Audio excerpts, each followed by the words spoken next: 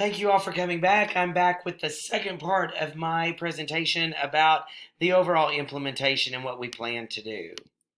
Okay, so the path and what are we going to do here? All right, the path.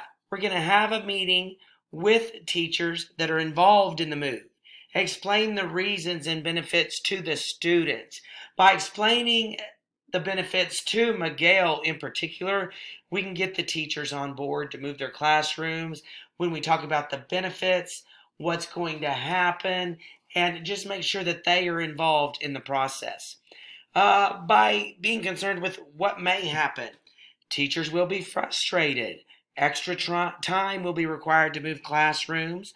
Janitorial staff will have to put in more time, and morale may drastically decrease. And this is the morale between the teachers.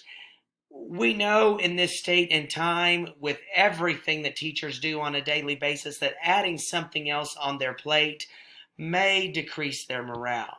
However, by explaining the benefits to them, what we're doing for the students, because that's why we're all here, that will increase that motivation and hopefully counteract that negative thoughts.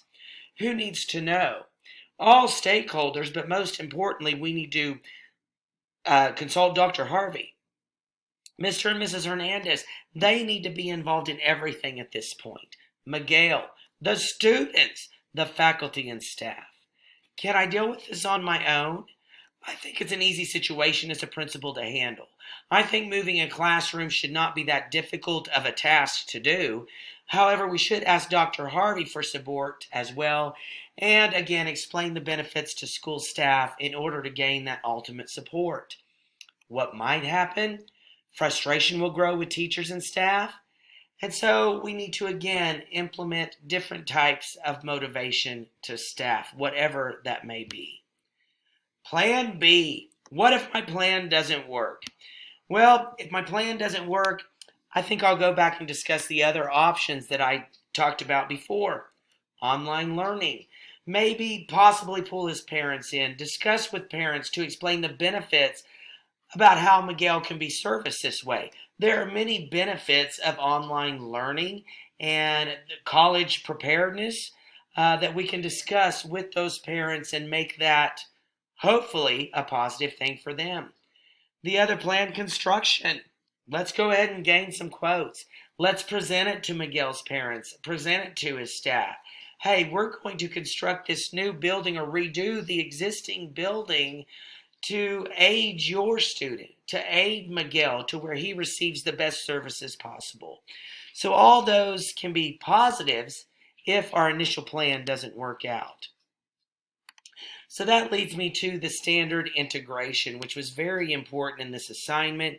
Again, equity, inclusiveness, cultural responsiveness, I am completing a building level educational leadership program to understand, demonstrate, and promote the current and future success and well-being of all my students by applying knowledge, skills, commitments necessary to develop and maintain a supportive, equitable, responsive, and inclusive school culture.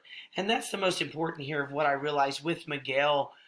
We should include him in everything and promoting that inclusive culture by adhering to Section 504, by, understanding that we are adhering to faith.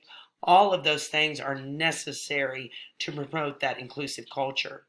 And then the component to that, demonstrating the capacity to evaluate. We've evaluated all the information, cultivating, advocating for equitable, fair treatment and access to resources, technologies, and opportunities to support the educational success and well-being of each student, because that is the most important part of our job as an administrator.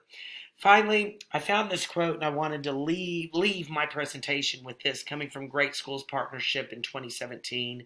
Students benefit from regular involvement and interaction with their peers and from continuous feedback and support from their teachers. As students engage in curriculum units, some students will learn faster, some right in alignment with our anticipated timeline, and some need more time. We as teachers and administrators are constantly monitoring the progress of their students, making decisions about when to provide additional enrichment opportunities and when to provide extra support. This is the time in this case study that we must provide those extra supports and do everything we can to ensure that Miguel receives the best, most equitable, and fair education. Finally, I'll leave you with some of my references that I utilized in this presentation, and those are my references. Again, I thank you for listening and have a good day. Thank you.